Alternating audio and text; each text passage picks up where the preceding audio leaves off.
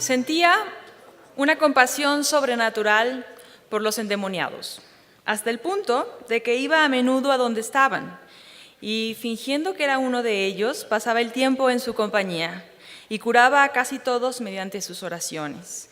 Por eso, algunos endemoniados pregonaban a gritos: ¡qué abuso, loco! Te burlas de todo el mundo y ahora has venido también junto a nosotros para molestarnos. Vete de aquí, tú no eres de los nuestros. ¿Por qué pasas toda la noche atormentándonos? Mientras vivió en Émesa, también el santo solía censurar a muchos como pregonando, bajo la inspiración del Espíritu Santo. A unos por robar, a otros por fornicar, y así, por medio de ese truco, impidió pecar a casi toda la ciudad. Juan Mosco, Vida de Simeón el Loco. Para hablarnos acerca del teatro evangelizador, la doctora Joanna Kosinska-Frith está con nosotros. Bienvenida, doctora. Ella estudió en el Instituto de Estudios Ibéricos de la Facultad de Letras Modernas, cursó también clases de teoría del teatro en la Escuela Superior de Teatro de Varsovia. En 1985, obtuvo el máster en los estudios hispánicos con la tesis El mundo de las representaciones precolombinas, estudio del rabinal Achí. Realizó los estudios doctorales en el Instituto de Estudios Hispánicos de la Sorbonne Nouvelle. En 1987 presentó su memoria sobre el teatro evangelizador en América colonial española, análisis del juicio final de Fray Andrés de Olmos. Entre 1987 y 1989 realizó múltiples viajes a España, México, Guatemala y Perú, llevando a cabo investigaciones sobre el teatro evangelizador y el sincretismo teatral latinoamericano. Ha realizado trabajos en los archivos de la Biblioteca Nacional de París, Biblioteca Nacional de Madrid, Archivo de Indias, el Colegio de México, Instituto de Antropología e Historia de Guatemala, Archivos Franciscanos de Lima, así como Archivos Arzobispales de Cusco. En 1990 ganó el puesto de secretaria general de la Comisión Polaca para la UNESCO, integrándose entonces en el nuevo servicio diplomático de la Polonia postcomunista. Embajadora de la República de Polonia en México del 1993 a 1999. Desde 2016 desempeña las funciones de Cónsul General de la República de Polonia en Lyon. Ha sido reconocida con la Orden Mexicana del Águila Azteca y la Cruz al Mérito de la República de Polonia. Pues sin más, demos por favor un caluroso aplauso a la doctora Joanna Kosinska-Frith.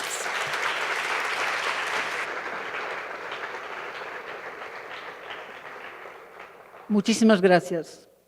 Señoras y señores, para mí es por supuesto, un gran honor y gran placer de poder estar hoy en ese absolutamente magnífico Teatro Juárez, en una ciudad tan emblemática para la historia de México como es Guanajuato, y en ese coloquio tan interesante que me permite reflexionar un poco más que en una normal carrera diplomática.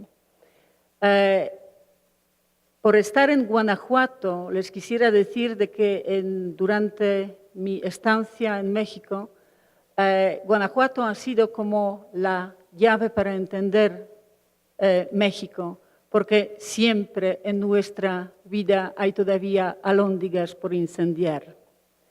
Pero seguramente ustedes, al haber escuchado mi currículum, se están preguntando ¿qué es lo que hace una diplomática como esta en un mundo académico como este?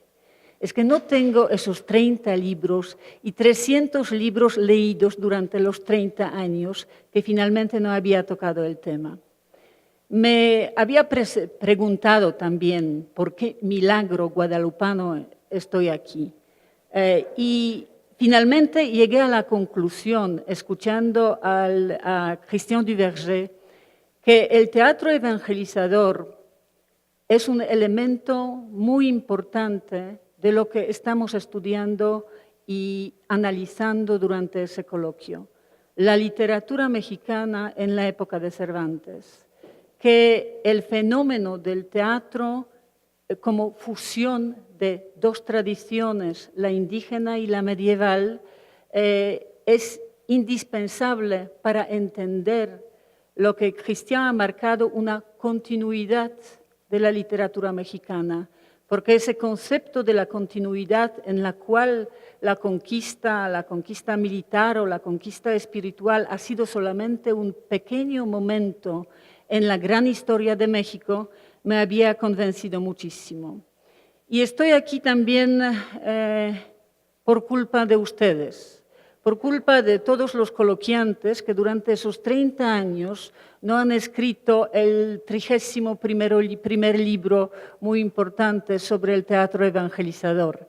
O sea, es un reto para el público joven, porque me parece que el tema es absolutamente fascinante. No quiere decir de que no hubo obras, no hubo artículos sobre el tema durante esos 30 años. Sin embargo, por lo que yo sepa, no había una obra verdaderamente seria. Pero es cierto que esos 30 años de interrupción de investigaciones es una gran desventaja. Y entonces por eso os voy a pedir un poco indulgencia, que lo que les voy a presentar va a ser un poco la impresión de las cosas que había hecho hace mucho tiempo y me pueden analizar un poco, como lo acaba de decir Sonia, ahora desde el punto de vista de la trayectoria, en donde uno empieza, qué pasa en su vida, cómo hace después y cómo regresa a sus principios. Hay también una ventaja de esa distancia, porque es bastante, diría yo, arriesgado, pero el trabajo que hice sobre el teatro evangelizador, que lo que van a ver lo interpreto como el diálogo, me ha servido bastante en la carrera diplomática. Simplemente por el hecho de que nosotros utilizamos mucho lo que se llama la diplomacia pública. Quiere decir que utilizamos los instrumentos de relaciones culturales, de relaciones científicas, pero adaptadas al país con el cual se hacen relaciones diplomáticas. Les voy a dar un ejemplo de aquí guanajuatense. Yo no me acuerdo ahora en qué año fue, pero hemos traído al Festival Cervantino El Hombre de la Mancha.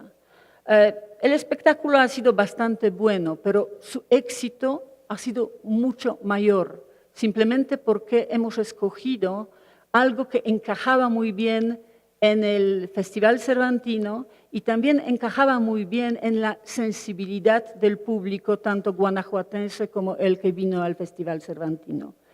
Y si lo miramos desde ese punto de vista, y por supuesto que mi interpretación es un poco frívola, yo podría decir de que la empresa de la diplomacia pública evangelizadora ha sido la más exitosa de todos los tiempos. Porque, ¿cuál fue el objetivo? El objetivo fue la cristianización. Y si miramos desde el punto de vista de hoy, que más del 60% de los católicos en el mundo entero se encuentran en América Latina y que México es el segundo país en el mundo por la cantidad de los católicos, quiere decir que la empresa de los misioneros dentro de las categorías de la diplomacia pública ha sido verdaderamente exitosa. Pero siguiendo un poco, porque pues, desgraciadamente yo tengo algunos hábitos protocolarios, entonces dicho eso, quisiera todavía agradecer primeramente a Christian Duverger, que me había rescatado del olvido para hablar hoy precisamente del teatro evangelizador. Quisiera agradecer a los organizadores del Museo Iconográfico del Quijote, a su director, Onufro Sánchez, a Raimundo Marmolejo Olea, jefe del Departamento de Literatura, pero también a las personas que no aparecen en la primera fila. Bueno, una sí que aparece, pero voy a hablar ahora mismo de ella. A Andrés Emilio Aguado, gracias a quien todos vinimos aquí. Pero también a la bellísima y brillantísima Ángela Piedad González, que yo considero que es absolutamente el flor y encanto de ese coloquio.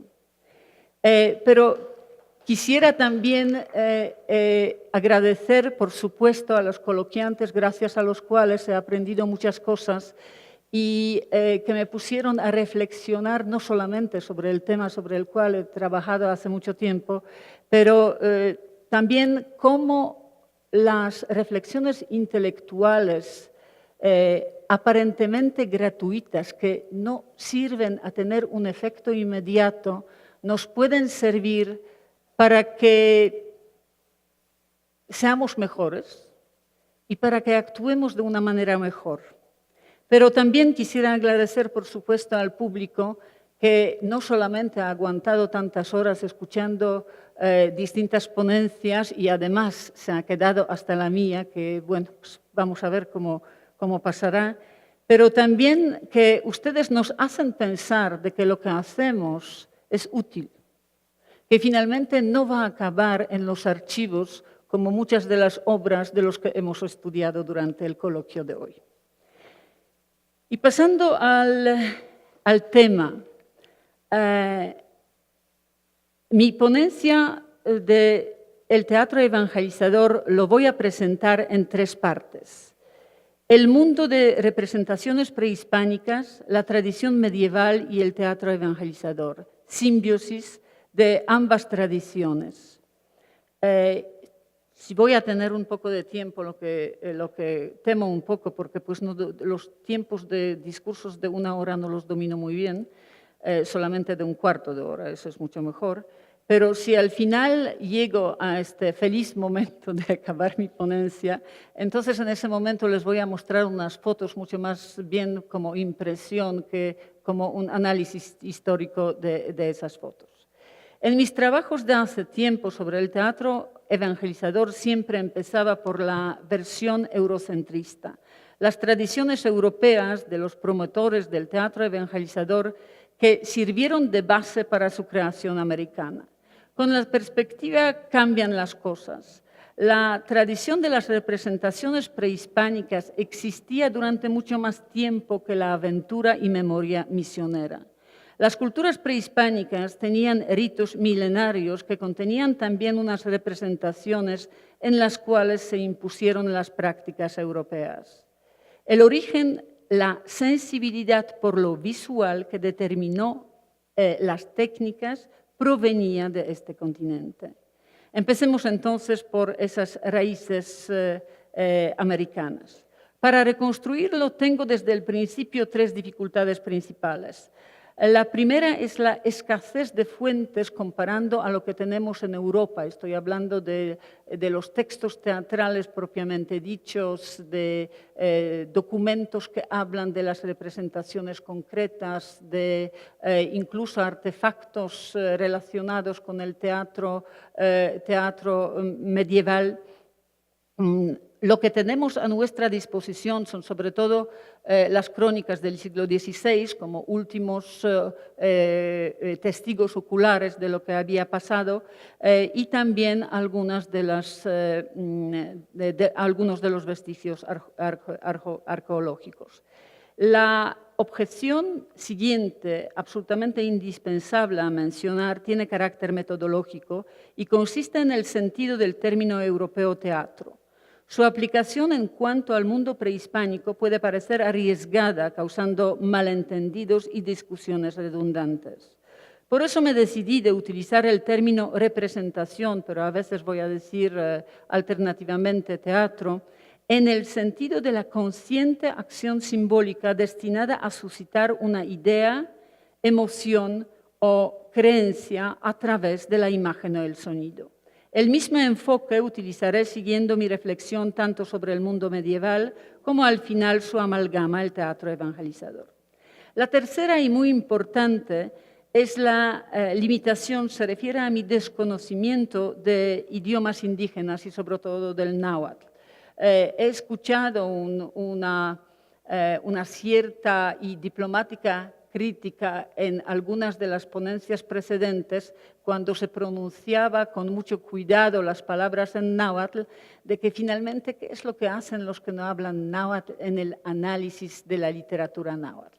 Entonces les voy solamente a tranquilizar de que yo lo que voy a hacer no es tanto de analizar los textos, porque nunca me atrevería al análisis interno de los textos que han sido escritos en náhuatl, sino más bien a su versión externa, teatral, y a las descripciones que se refieren al teatro tanto prehispánico como evangelizador. Uno de los primeros testimonios de la existencia de las representaciones prehispánicas nos da Hernán Cortés en su tercera carta de relación. Habla de uno como teatro que está en medio de la plaza, fecho de cal y canto, cuadrado, de altura de 2 estados y medio, y de esquina a esquina habrá como 30 pasos, el cual tenían ellos para cuando hacían fiestas y juegos, que los representadores de ellos se ponían ahí, porque toda gente del mercado y los que estaban debajo y encima de los portales pudiesen ver lo que se hacía. Es más que seguro que el término teatro en ese caso ha sido utilizado un poco como Cortés utilizaba la palabra mezquita. Sin embargo, esa corta cita ya nos da una cierta prueba de que sí que existían representaciones en el continente americano. Otra interesante, pues tengo muchas más, pero para cortar un poco el tiempo, otra interesante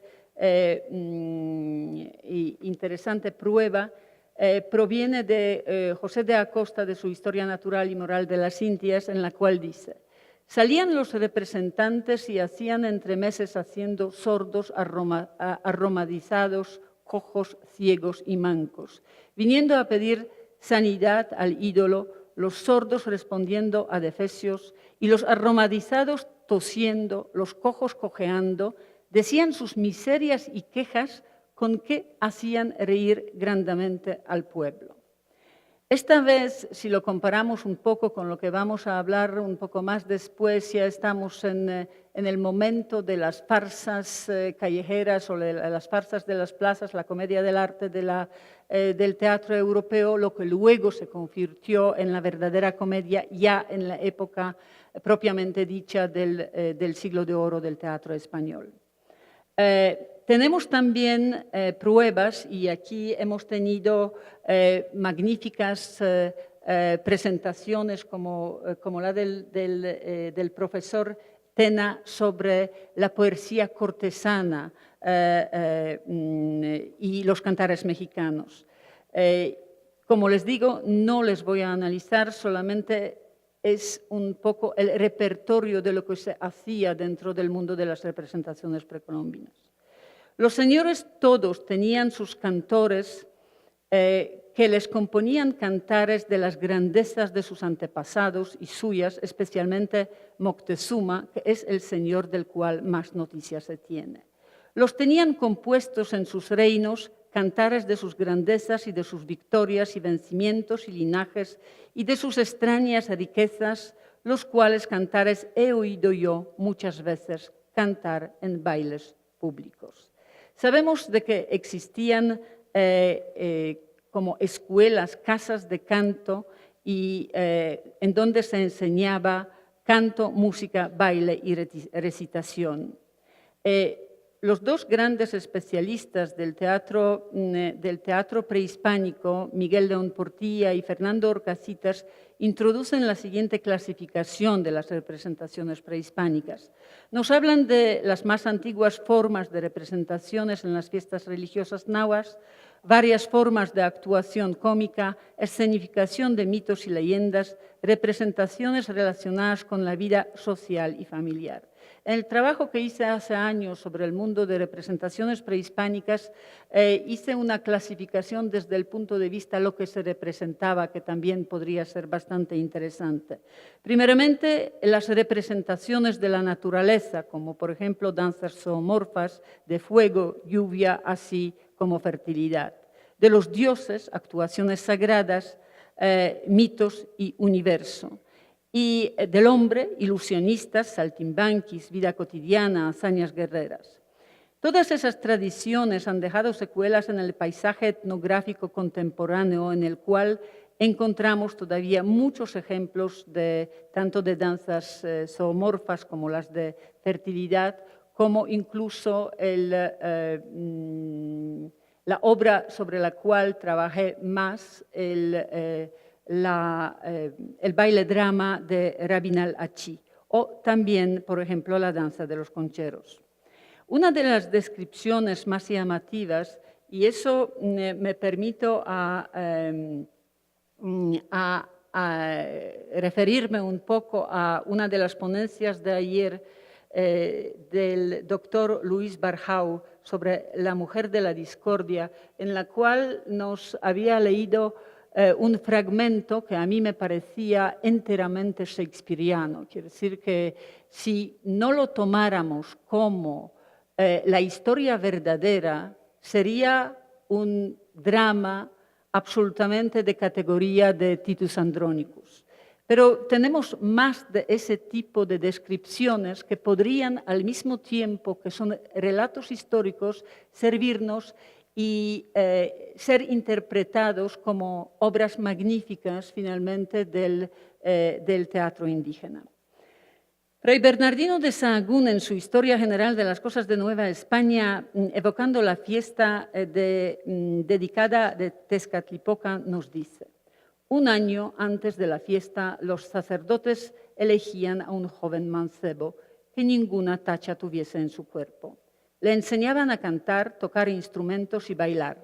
Así instruido, andaba ese mozo pintado, vestido con atributos de Dios, por las calles, tañendo la flauta, ataviado de flores y acompañado de 8 pajes. La gente le saludaba y adoraba como a un dios.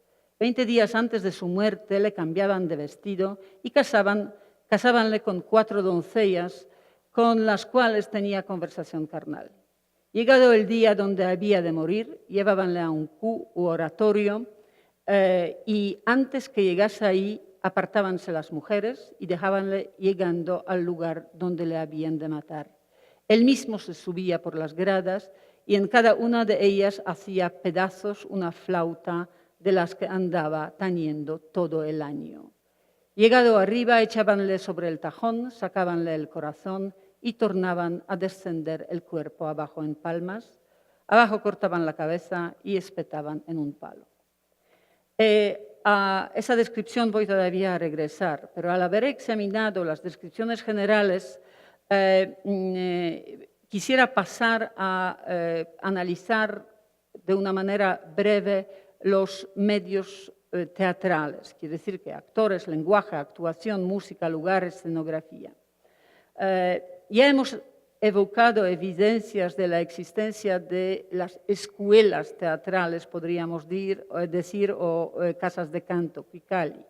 La misma institución existía entre los mayas llamada Popolná. Las descripciones de Fray Bernardino de Sahagún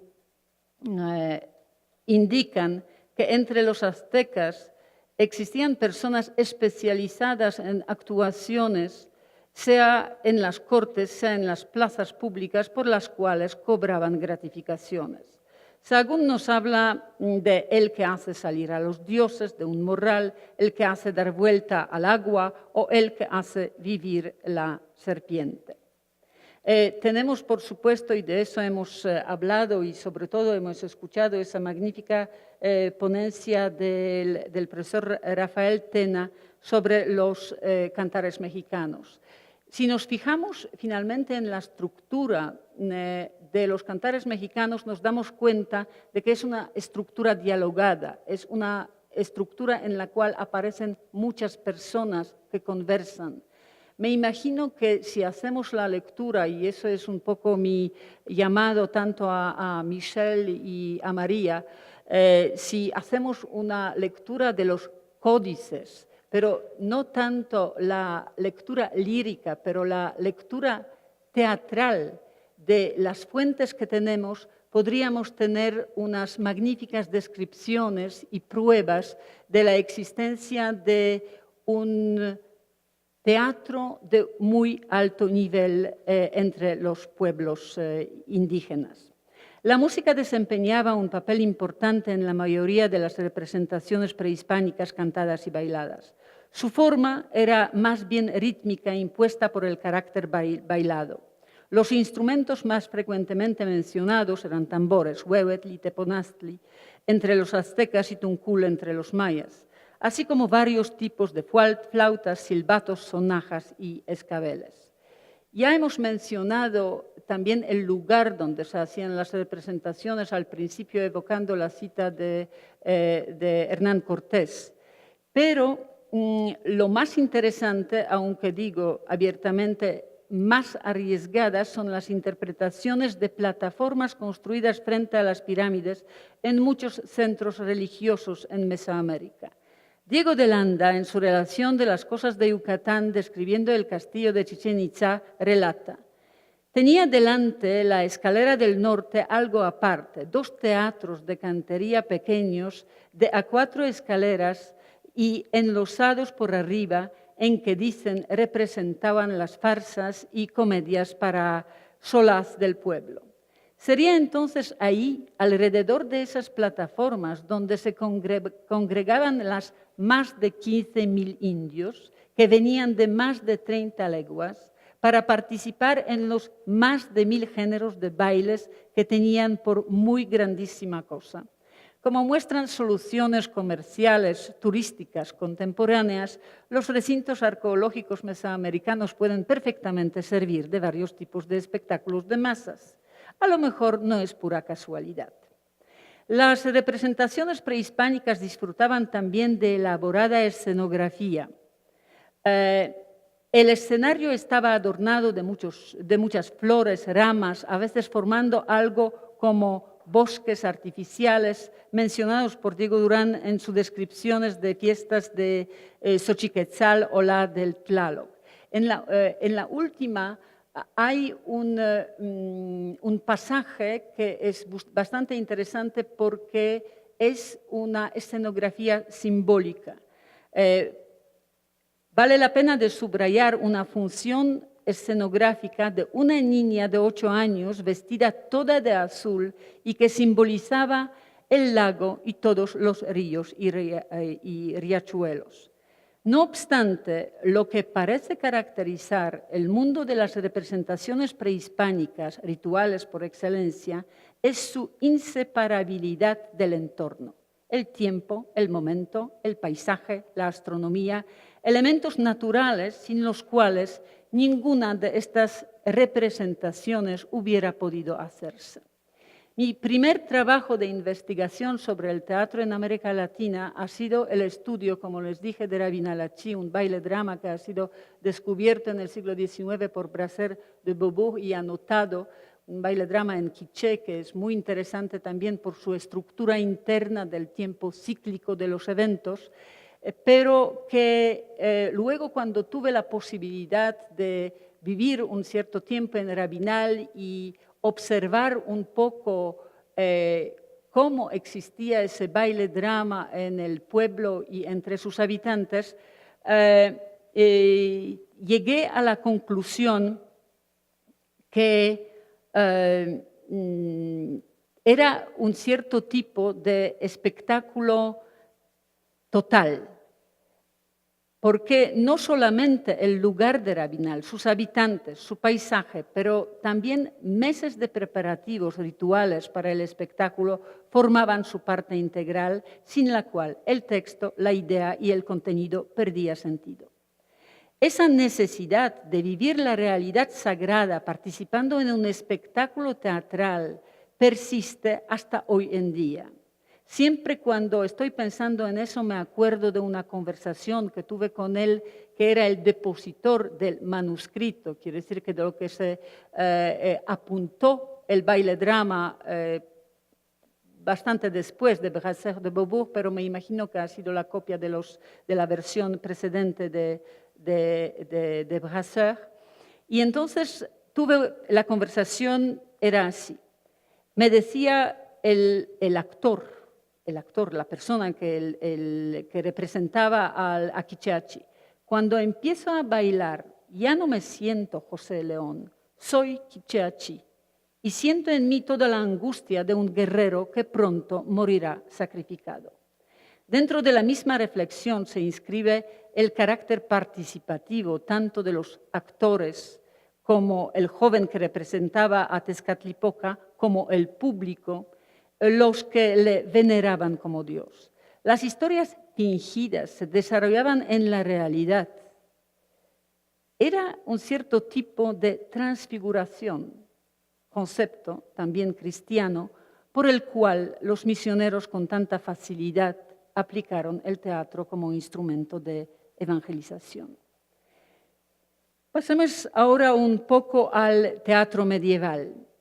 Aunque con el siglo XVI entramos ya en el siglo de oro del teatro español, al cual pertenece por excelencia también el patrón de nuestro coloquio Miguel de Cervantes con sus entremeses, la tradición llevada a México, así como otras partes de América, pertenecía todavía a la tradición medieval. Misterios, moralidades, loas y más tarde denominados autos sacramentales. Las obras fueron compuestas con fines catequísticos y didácticos para solemnizar importantes fiestas del calendario católico, Navidad, Reyes Magos, Resurrección, Corpus Christi, como también fiestas organizadas para celebrar la vida ejemplar de los santos.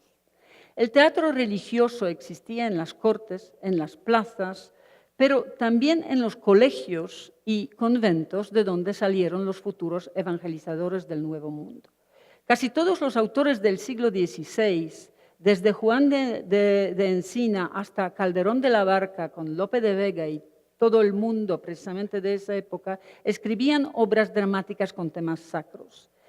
De una manera paralela se desarrollaba el teatro ambulante de la comedia, nacido de la tradición italiana de la comedia dell'arte y el renacimiento de la tradición del teatro grecolatino. Nacían primeros corrales. Sin embargo, estoy persuadida que finalmente lo que se llevó, lo que formó un poco el sustrato para el teatro evangelizador era, como les dije, el teatro litúrgico medieval. La fuente más importante de los textos medievales que podían servir de modelo para misioneros era el Códice de Autos Viejos. De todas formas, hay también existen artículos que hacen la comparación entre los textos del Códice de Autos Viejos con precisamente los textos del teatro evangelizador. Una recopilación manuscrita de teatro religioso de tradición medieval que data de la segunda mitad del siglo VI. Contiene 96 piezas dramáticas en un acto, probablemente versiones de textos medievales más antiguos. Las representaciones populares organizadas durante las importantes fiestas del calendario católico transformaban durante muchos días la vida del pueblo. Una de las danzas que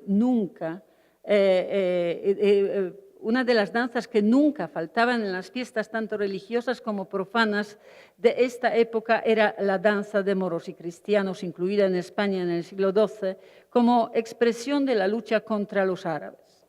En el siglo de los descubrimientos, la danza de moros y cristianos se transformó a veces en una batalla fingida que duraba varios días, necesitando un aparato escénico muy elaborado, como la construcción de fortalezas de madera y exigiendo la participación de miles de actores.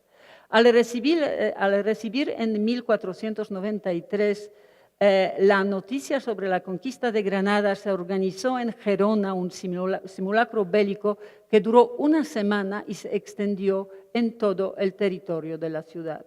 Lo estoy subrayando porque luego veremos cómo esos simulacros bélicos no solamente han sido organizados durante la época del teatro evangelizador, pero que permanecen hasta hoy en día. En las plazas públicas o frente de las iglesias, lugares donde podía caber mucha gente, se construían grandes tablados, a veces compuestos de varios pisos, para que el cielo, la tierra y el infierno fueran más naturales. Una sofisticada maquinaria teatral servía para representar las escenas de la manera más verosímil y fidedigna posible. Todo el sistema de escotillones, tramoyas y contrapesos, llamados voleries, permitía al actor de la ascensión de Cristo subir milagrosamente al cielo o a los condenados del juicio final desaparecer bruscamente en las llamas del infierno. Del otro lado, el jardín divino, lleno de árboles y ricas flores, donde se paseaban ángeles cantando y tocando instrumentos, hacía soñar en el paraíso terrenal. La representación del diluvio, durante la cual los hombres se ahogaban en el agua llena de peces, era capaz de asustar a cualquier mortal. En la imaginación medieval, la división entre la idea abstracta y su realización teatral se borraba. Lo real se confundía con lo ficticio. Los personajes bíblicos se convertían en seres de carne y hueso, encarnándose en los actores de los misterios, y así permanecían clavados en la memoria del público. El cristianismo medieval era una religión encarnada dentro de un espacio festivo ritual.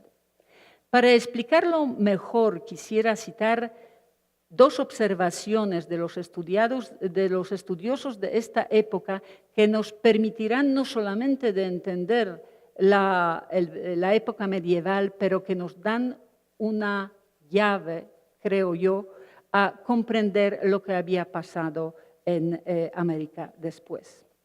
Jacques Le Goff, especialista francés de la historia medieval en cuyas clases tuve placer de participar hace años, introdujo para su análisis de mundo medieval europeo las categorías de la cultura eclesiástica y folclórica, presentando el periodo estudiado como un constante diálogo entre ambas. Dentro de este análisis, la cultura eclesiástica se identificaba con el cristianismo oficial de la Iglesia y la folclórica con las tradiciones paganas del pueblo. Las relaciones entre ambas culturas, consideraba Le Goff, eran de gran complejidad. Por un lado, la cultura eclesiástica intentaba bloquear la cultura folclórica mediante la represión o la conformación de los elementos paganos a la ideología oficial. Por otro lado, el éxito de la misión evangelizadora del clero medieval dependía de su capacidad de adaptación cultural y lingüística a las formas de expresión del pueblo.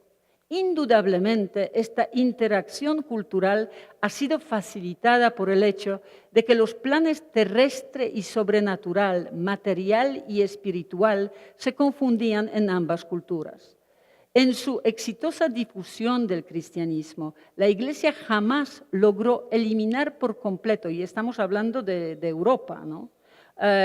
Jamás logró eliminar por completo los elementos paganos, incluyéndolos en su doctrina oficial.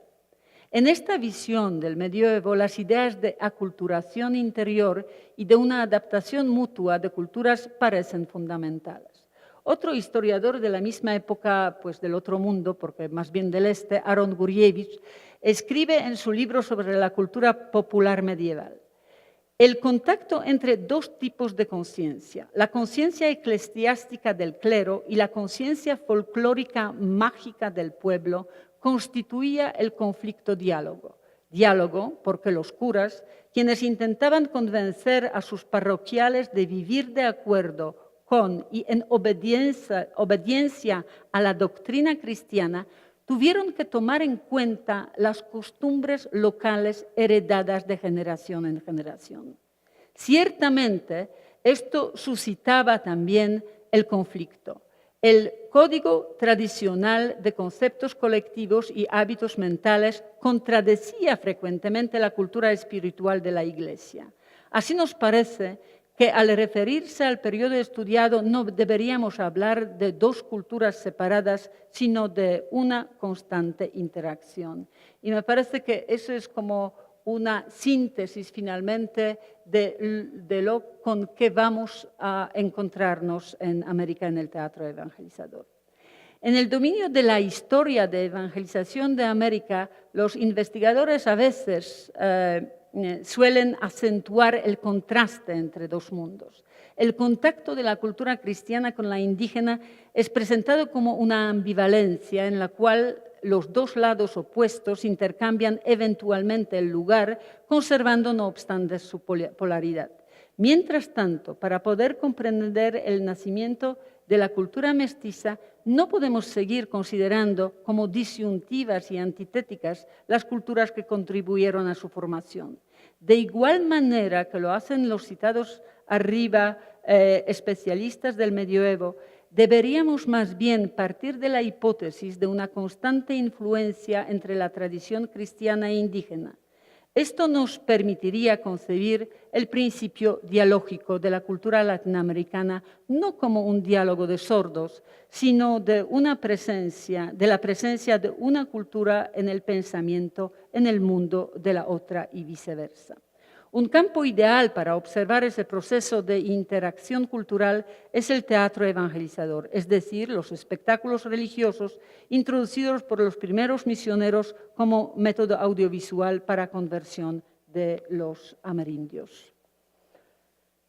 La comparación entre las tradiciones de los pueblos indígenas prehispánicos y la medieval, sobre todo en sus aspectos visuales y teatrales, nos permitió constatar paralelismos sorprendentes. ¿Cómo se encontraron y se funcionaron esas dos tradiciones? ¿Hubo comunicación, enriquecimiento recíproco entre ellas? Intentemos de contestar a estas preguntas ahora. Y ahora también un paréntesis, y en eso coincido enteramente con la ponencia que se hizo ayer del doctor José Rubén Romero sobre la visión del trabajo de las órdenes mendicantes, que yo soy absolutamente aficionada de su trabajo y de lo que hicieron, y estoy absolutamente persuadida de que sin ayuda del Espíritu Santo y de la Virgen de Guadalupe, que algunos creen que todavía no existía, pero me parece que eso es falso, no habrían podido hacer lo que hicieron en América. Pues olvidamos, al referirnos a la conquista espiritual de América, olvidamos fácilmente que para los religiosos de varias órdenes mendicantes la evangelización constituía un verdadero desafío misionero, una tarea espiritual importante para salvar las almas de los gentiles y abrirles puertas a la vida eterna. Para la mayoría de los misioneros, la conversión era posible solamente por medios pacíficos, la explicación, la persuasión, el atractivo del culto. Los misioneros pronto observaron la gran sensibilidad de los indios hacia la pintura, la música y el baile. Los cronistas decían que los indígenas pensaban con los ojos y se expresaban con el baile. Conforme a la sabia admonición del Papa Gregorio el Grande, que es citada por varios cronistas, dada a los religiosos enviados en el siglo VI a evangelizar a los anglosajones, de no estorbar a ninguna creencia tradicional que pudiera armonizarse con el cristianismo, los misioneros decidieron procurar que las fiestas y los regocijos indígenas honraran a su Dios y a sus santos. He aquí un famoso testimonio de Fray Pedro de Gante, precursor de la catequesis teatral americana. Mas por gracia de Dios empecélos a conocer y entender sus condiciones y quilates, y como me había de haber con ellos, y es que toda su adoración de ellos a sus dioses era cantar y bailar delante de ellos, compuse metros muy solemnes sobre la ley de Dios y de la fe, y cómo Dios se hizo hombre por salvar linaje humano, y cómo nació de Virgen María, quedando ella pura y sin mácula. Y esto 2 meses más o menos antes de la Navidad de Cristo. Y también diles libreas para pintar en sus mantas, para bailar con ellas, conforme a los bailes y cantares que ellos cantaban. Así se vestían de alegría o de luto o de victoria. Otro cronista de la misma época, Bartolomé de las Casas, así alababa los talentos teatrales de los indígenas ya en la época cristiana. Y puesto que a muchas naciones exceden en muchos de los oficios que quedan referidos, pero tengo por cierto exceder a todas las del mundo de que tenemos la noticia en representar actos así profanos como eclesiásticos y de cristianidad, señaladamente los de nuestra redención, y en hacer y ordenar y solemnizar procesiones, días de las fiestas de Corpus Christi u otras solemnidades que la Iglesia suele solemnizar y en maneras tan exquisitas y nuevas que inventan y de cuantas y cuáles cosas que sacan, toman materia de adornar y compilar y perfeccionar los actos que pretenden representar y las procesiones de las fiestas y días solemnes que festejan. Sin embargo, el más fabuloso, quiere decir que digo fabuloso relato, o más bien la leyenda sobre la metamorfosis de las danzas rituales a favor de los santos cristianos, nos lo dejó Fray Pedro Beaumont en su Crónica de Michoacán. Apoyándose en las relaciones de los caciques indios, el venerable franciscano escribe que durante la batalla de Sangremal en 1531 apareció en el cielo una cruz que infligió terror y derrota de los ejércitos chichimecas.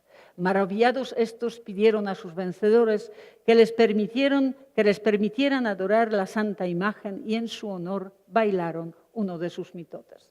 De esta manera nació, por supuesto que según la leyenda, la danza de los concheros ejecutada en México hasta hoy en día ante los principales santuarios marianos.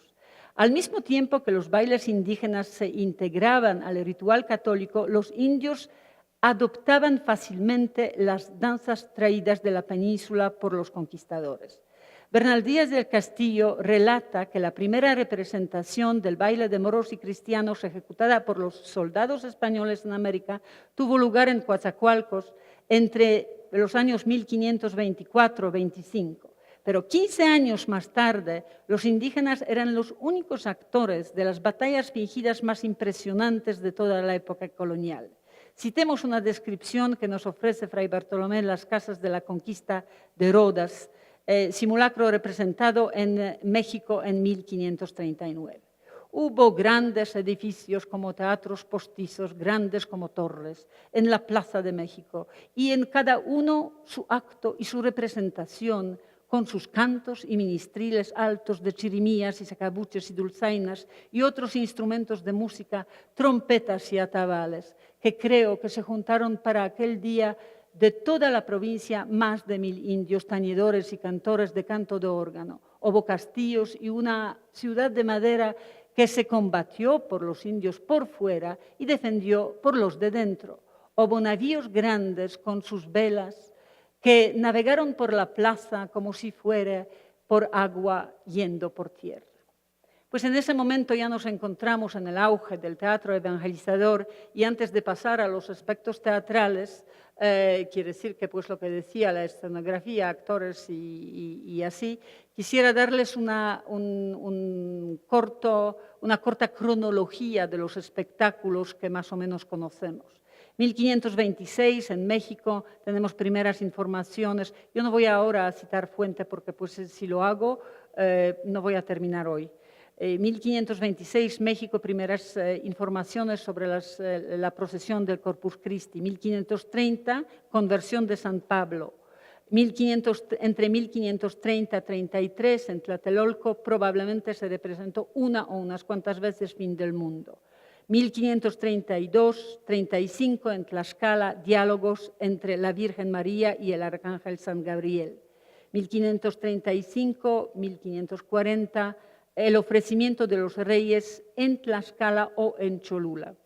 1538, el gran festival tlaxcalteca del teatro evangelizador, como el Cervantino de Guanajuato, anunciación de la Natividad de San Juan Bautista, anunciación de Nuestra Señora, visitación de Nuestra Señora a Santa Isabel, Natividad de San Juan, y en 38 también la Asunción de Nuestra Señora. 39, en Tlaxcala, la caída de nuestros primeros padres. 39, México, el juicio final de Fray Andrés de Olmos. 39, México, conquista de Rodas. 39, Tlaxcala, de nuevo, parece que había como cierto tipo de competencia entre los dos lugares para hacer mejores espectáculos del teatro. Conquista de Jerusalén, tentación del Señor, predicación de San Francisco a las aves, sacrificio de Abraham.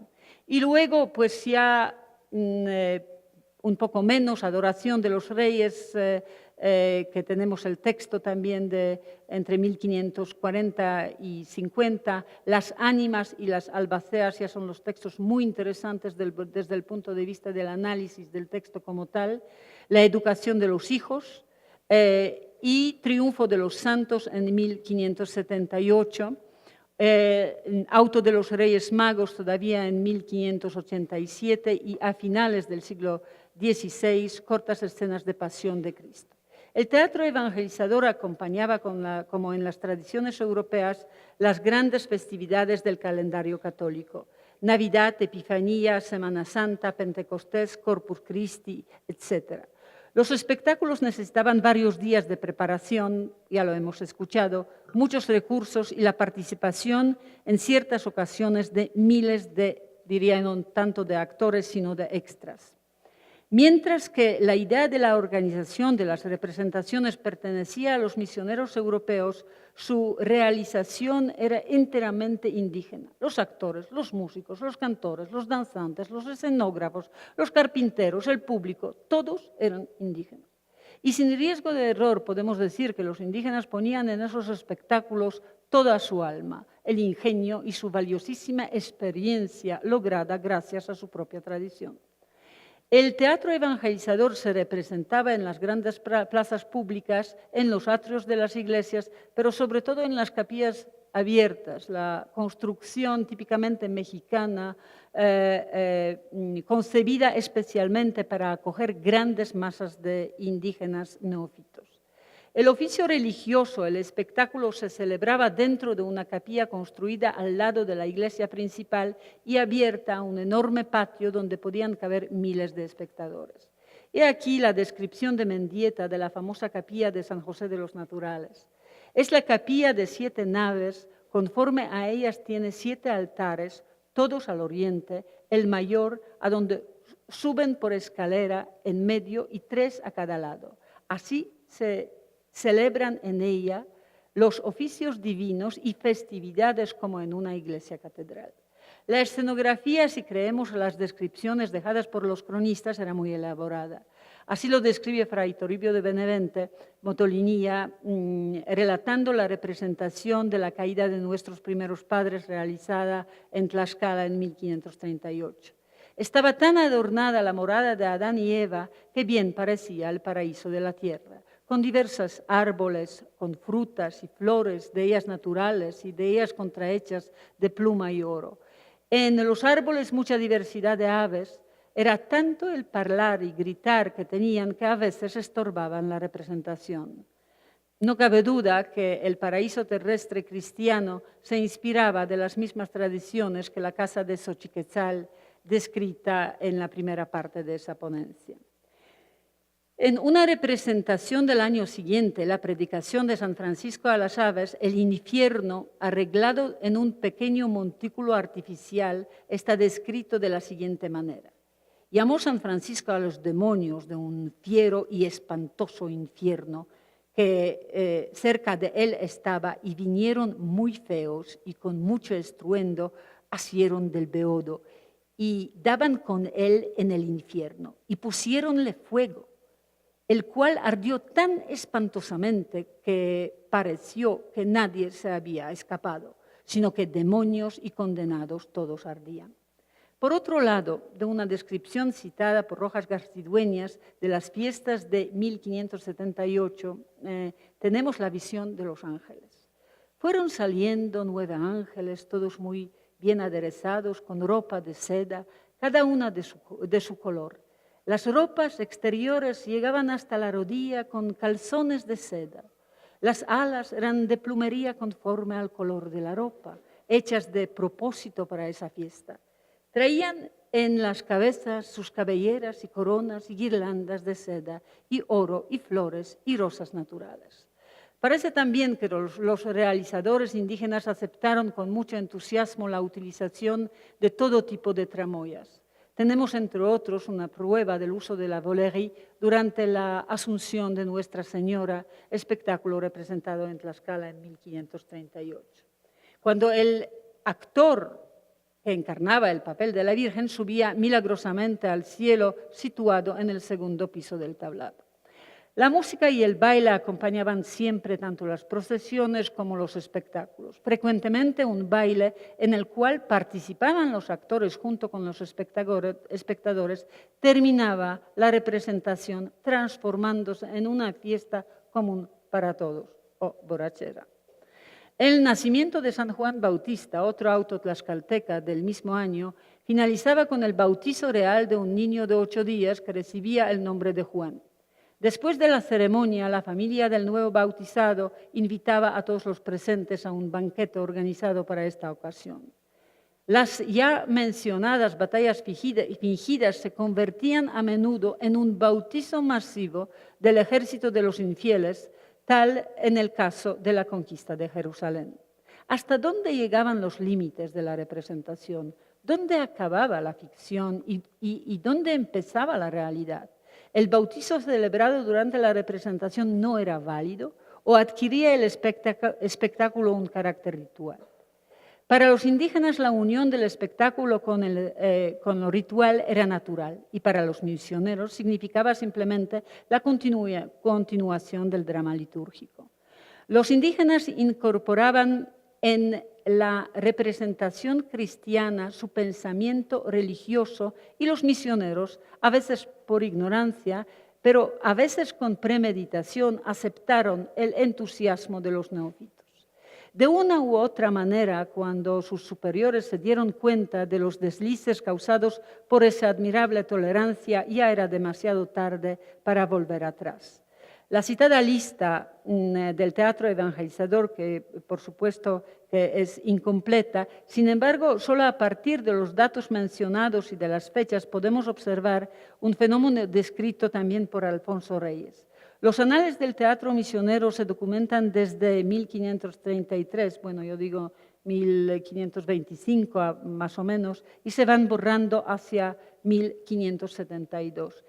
Yo a lo mejor cambiaría las fechas, pero yo creo que la esencia es bastante importante. A lo que José Juan Arrom, otro especialista del teatro evangelizador, añade que en los años 70 del siglo XVI el teatro evangelizador se diluye en la sustancia folclórica, forma en que ha sobrevivido hasta nuestros días.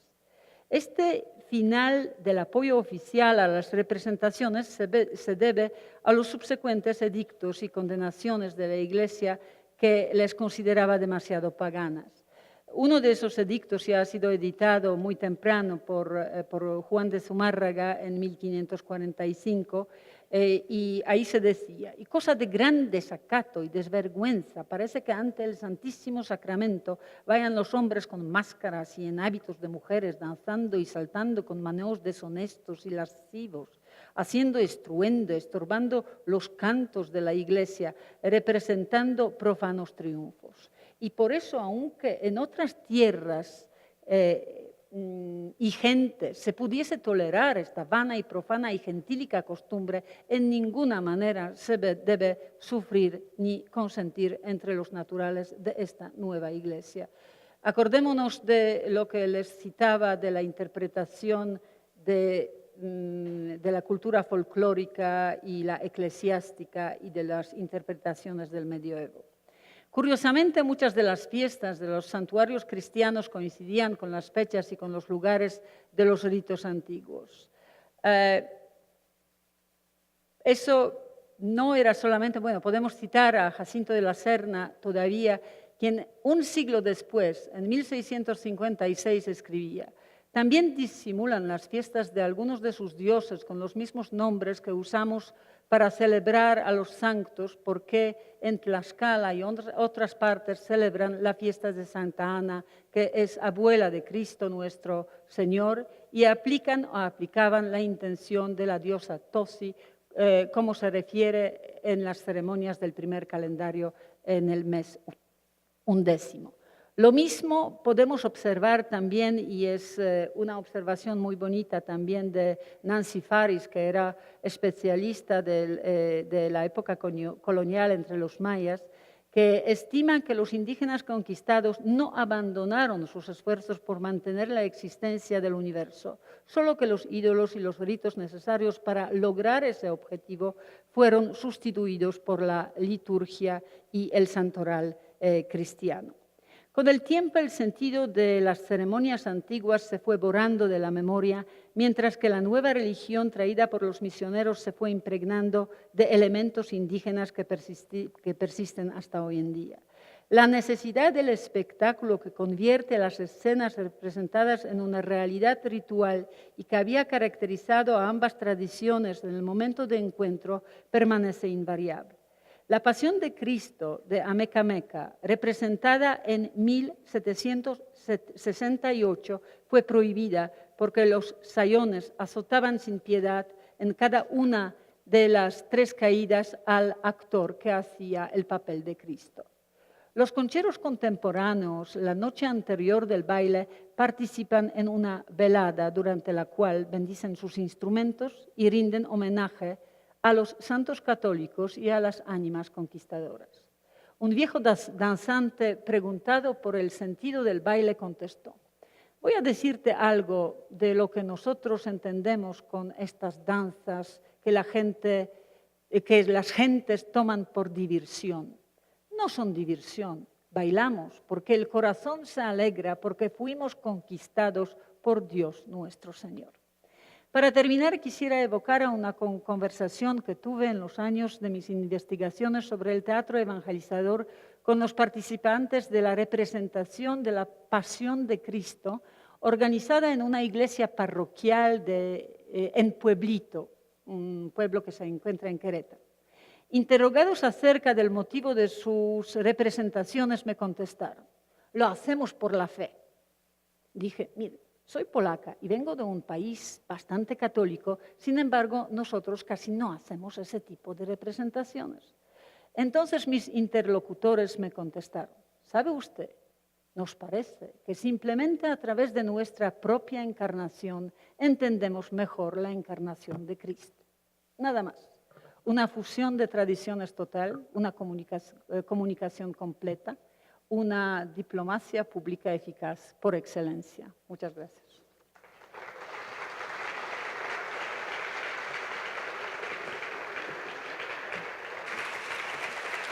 Ahora, yo creo que ya no tengo tiempo, entonces será por otra vez, porque pues carecemos de tiempo, porque yo tengo unas imágenes, pero no, los dejamos. Bueno, muchísimas gracias. Para la próxima, próximo coloquio. La Fundación Cervantina de México AC, la Universidad de Guanajuato, el Centro de Estudios Cervantinos y el Gobierno del Estado de Guanajuato, a través del Museo Iconográfico del Quijote, otorgan el presente reconocimiento a Joanna Kosinska-Frith por la conferencia magistral El Teatro Evangelizador.